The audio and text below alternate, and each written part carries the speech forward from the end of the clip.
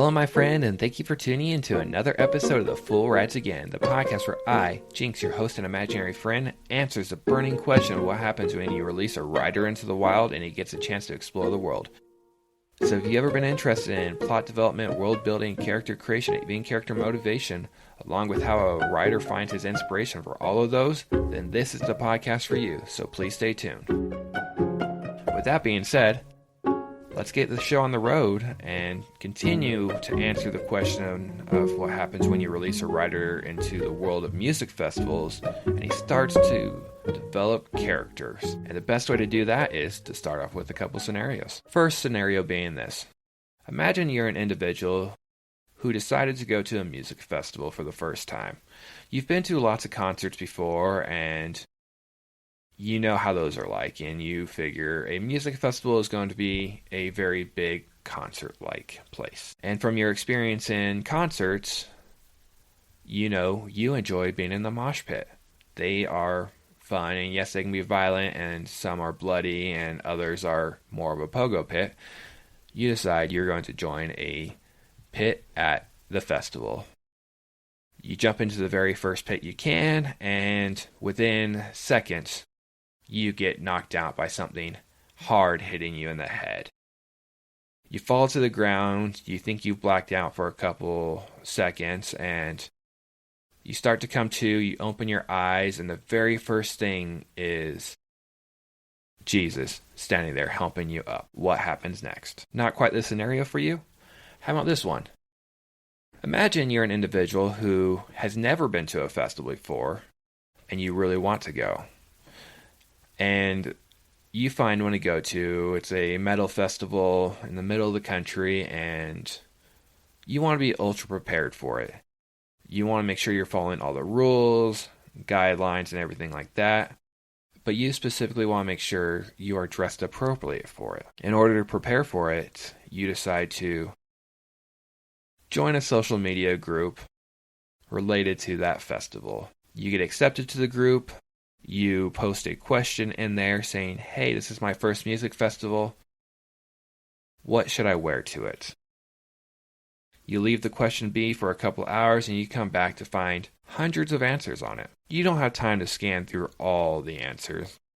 So you kind of stick to the first couple. And the very first comment you see is, you are supposed to dress to the nines or wear a full suit to the festival. That is the only appropriate attire. And right below that comment is another one that says, it doesn't really matter what you wear, dress appropriately for how you would normally dress. So shorts and a t-shirt are fine. And directly below that comment is one that says, why bother wearing clothes? It's a festival, so go and have fun. Those three comments are very different than each other, so you decide to scan through more of the comments in there and realize it doesn't matter what you wear to the festival.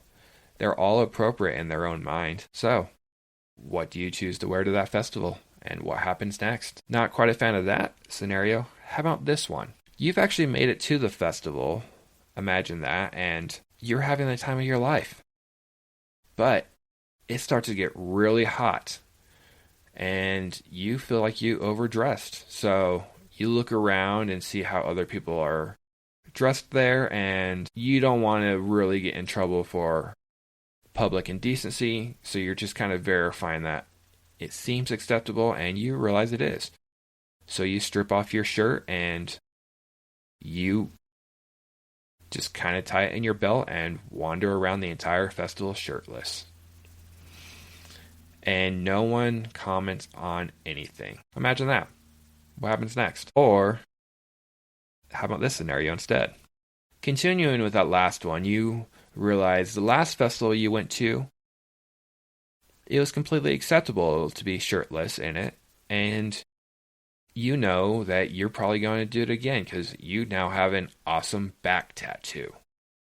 And you kind of want to show it off, and your festival attire is going to be shorts and your back tattoo. So you pack your bags, and the only thing in your bag is 4 pairs of shorts, socks, a couple shoes, underwear, and the only shirt you have is the one on your back. So, and that one there is just so you can be allowed on the plane. You fly to the festival, you get there, you're not wearing your shirt.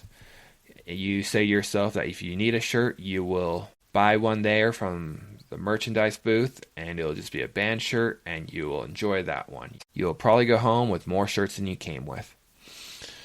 So as you're standing there in the festival without your shirt on, you see you're not alone in it. There are a lot of people around you that aren't wearing much clothes, and you don't feel self-conscious about it. But as you're there, a person comes up to you and says, "Hey, I really like your back tattoo. Can I get a picture of it?" You say, "Sure." And you start to keep a tally of everyone who comes up to you saying, asking to take a photo of your tattoo or just saying it's a really cool tattoo. Eventually, you decide to flip to social media, and suddenly you see a picture of your back right there posted by the festival. And now you've become internet famous because you decided to go to a festival without a shirt. What happens next? And because I really want to, I have a final scenario for you. And again, this one is going to take place being shirtless. Imagine you went to your festival without your shirt, and it's super hot in the day, and you really appreciate not having much clothing on because you're sweating, and the shirt would just probably make you more hot than you need to be. But as you're standing there partying out to one of the later bands, it starts to pour down rain. And it's coming down heavy, it's coming down quick, and it's starting to get cold. You think to yourself, you made a mistake because every shirt you bought, you'd already brought back to your hotel, so you can't even put a shirt on because you don't have one. You wander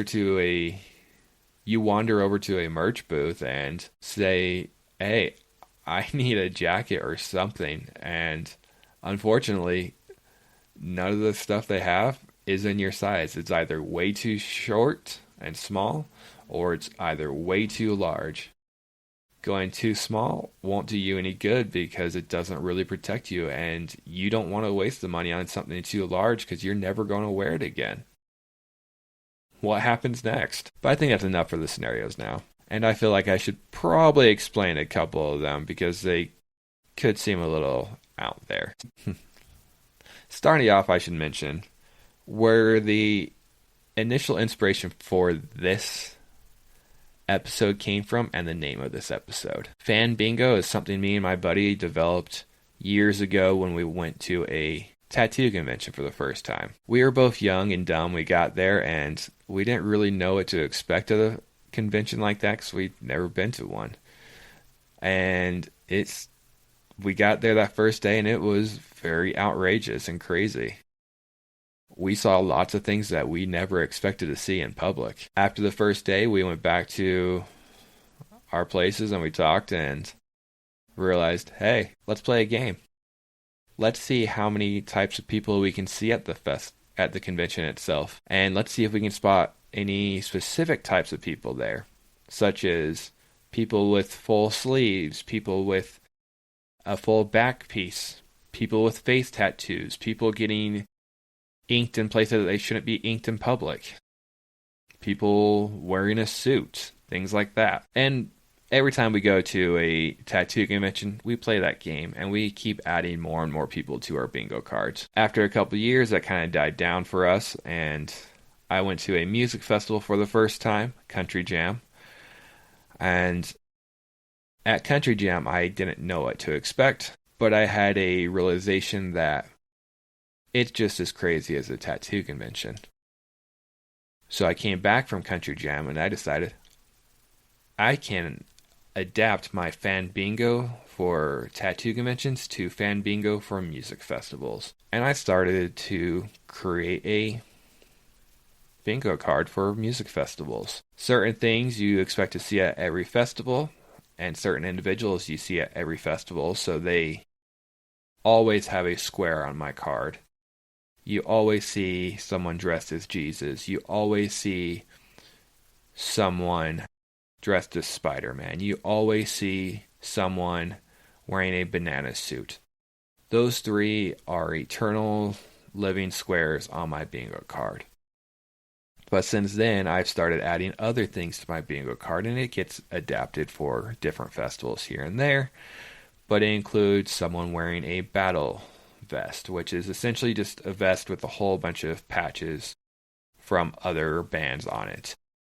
I have people on there wearing fishnets, wearing pasties, wearing a suit, wearing a dress, barely wearing anything at all, wearing a mask, wearing a jumpsuit. There are a lot of different things on my bingo card for a festival. So that's kind of where the inspiration for this episode came from. I'm like, why should I keep this to myself? Why not share fan bingo with the world?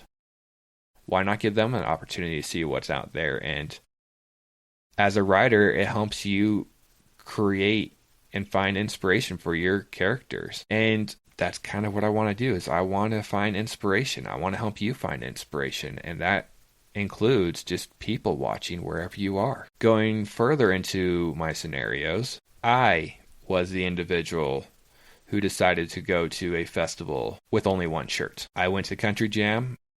I dressed very plainly there and decided to not wear a shirt every day there because it was hot and dusty and I didn't want to wear it, and I wanted to show off my back tattoo. And as I'm at Country Jam, I had lots of people come up to me in lines and saying, "Hey, I love your ink. Hey, can I get a picture of ink? Hey, I think I'm going to get a tattoo similar to yours right here on my body."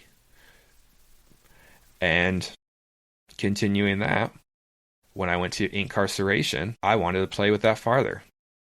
So I kept separate tallies on my phone of how many people came up to me asking to take a photo of my back, how many people came up to me saying my tattoo was awesome, things like that. And I have quite a bit of people who did both of those, and it's pretty fun. And surprisingly enough, one of those people really was a photographer for the festival themselves. So I logged into social media a couple hours after someone asked, and first thing I see is my back posted on the festival's webpage with lots of comments and shares and likes on it. It was pretty cool to see. Some of the comments said, "Hey, it's that guy we saw. Hey, we love your tattoo. Hey, it's that dude. Hey, I want a tattoo like that." So that kind of inspired one of the scenarios in there, is my own personal experience of how I was there. But it did screw me over not bringing a shirt, because the second day there, it really did start pouring down rain on me. And it was heavy rain and I'm freezing. I really made the mistake of buying shirts and bringing them back to my hotel room the night before, so I didn't have any there. I had my shorts, and that was it. I went to the merch booth to buy a hoodie, and they did not have my size. I looked at shirts, and they didn't have my size, or they were shirts I had already bought, and I was not going to waste money on something not my size and I wouldn't wear again, or something that I had already bought, because that would just, again, be a waste of money. So I kind of suffered through it. And let me tell you, what happened next in that scenario is I got sick. Came home with a cold because I decided to be the idiot not wearing clothes at a music festival when it poured down rain. But I had fun, and I know I will do it again, because I don't always do stupid things, but I am the fool who does stupid things. After my music festival, when I came home, I decided to join a lot of the Facebook groups related to the music festivals, and I'm pretty much in a group related to every festival now.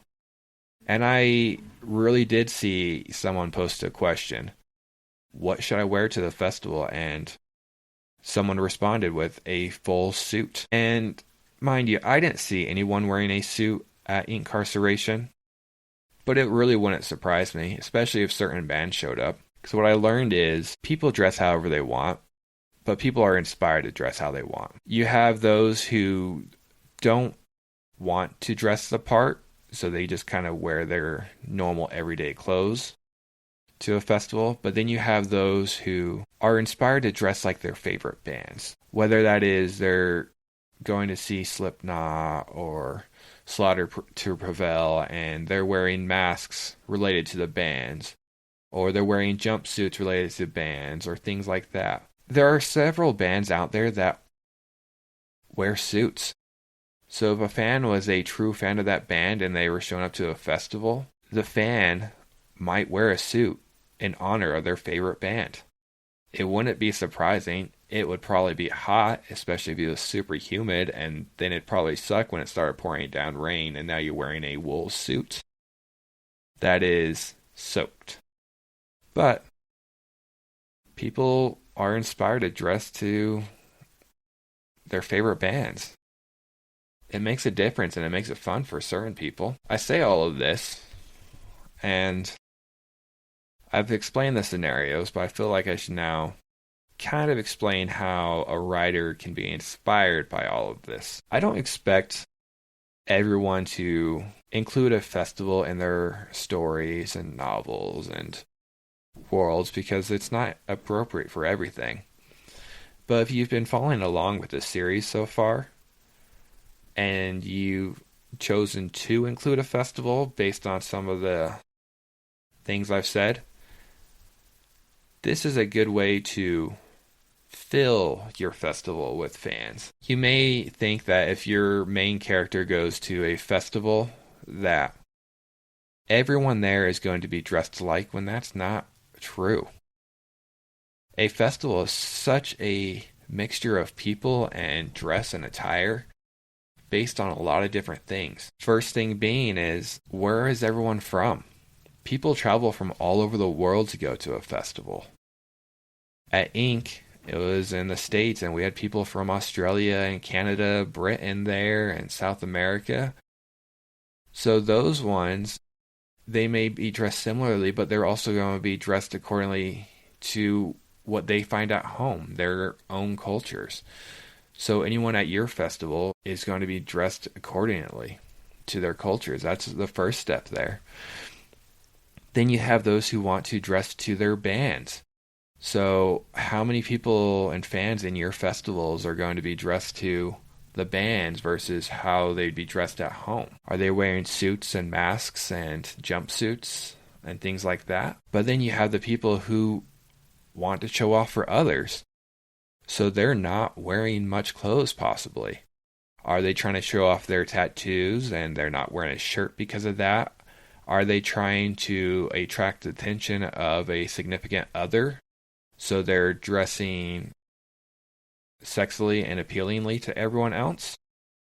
Do they want to wear their fishnets? Do they want to wear pasties? Do they want to do things like that so they can either attract the gaze of someone else or they can show off their bodies to everyone else? Those are all things to consider. Another thing to consider is what attire is required for the festival. You may not have a specific piece of clothing that's required, but all the festivals I've been to lately have one thing in common, and that is a wristband. That wristband is used as your ticket, so everyone there is supposed to have a wristband as a ticket. So is there something that your festival goers wear that is just a ticket that shows that they're supposed to be there? And then you can easily identify if someone is not supposed to be there because they don't have said wristband.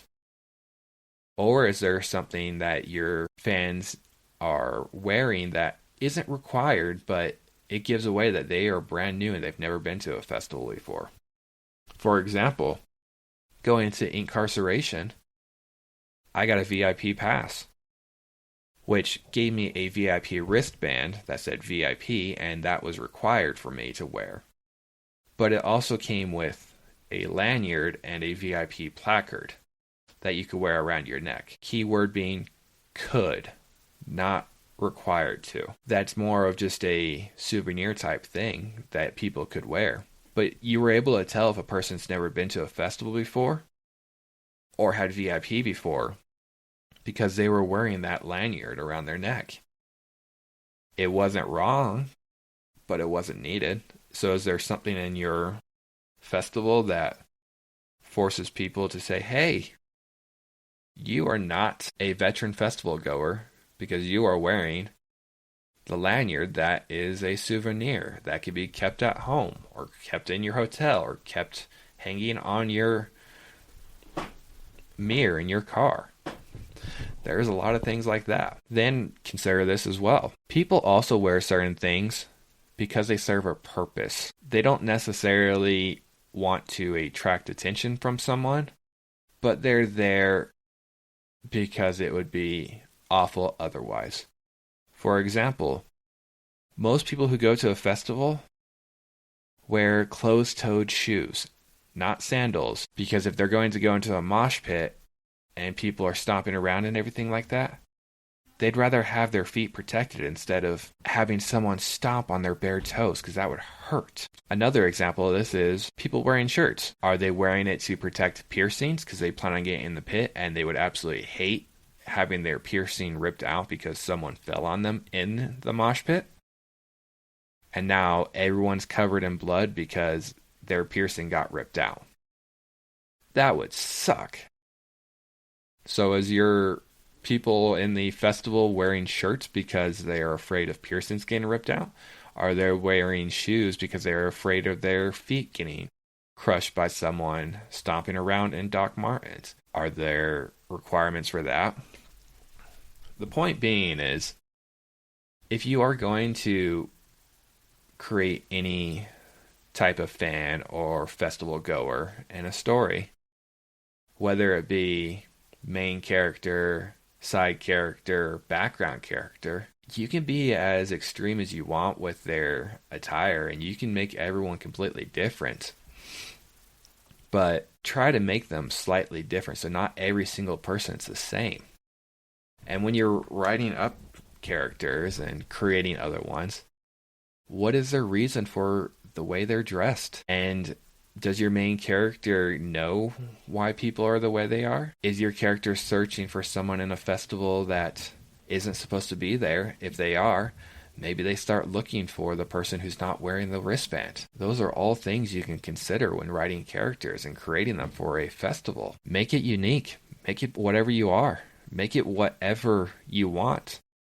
But just include some diversity, and one of the best ways to get that is to go people watching. And if you're going to go people watching at a festival is a great way to create fans for a festival in your world. Because that is who would be populating them. And of course, you can change the attire to match whatever era you're in or whatever type of world or things like that. If you're futuristic, you can make your attire that way. If you're medieval, you can make your attire more medieval. Have fun with that. Or you can mix and match. Your current modern reality now includes people who are futuristic or medieval, and they're both in there merged together because it wouldn't be uncommon either. It'd match. But with that being said, I gotta start wrapping things up, and before I do, though, I have a writing prompt for you. Write about an individual who really wanted to go to a festival, but he didn't buy a ticket for it. So he sneaks into it, and he gets caught. What happens next? Now, I don't care what genre story it is. I don't care if it's horror, if it's fantasy, romantasy, anything like that. I also don't care what format it is. Long fiction, flash fiction, journal entry, poetry, haiku. Just have fun with it, make it the most. If it becomes something more and evolves into a full-fledged story, sweet. If it's just something that you are playing with, a small scene for another story, cool. If it becomes a short story that you decide to submit for, publication somewhere, awesome.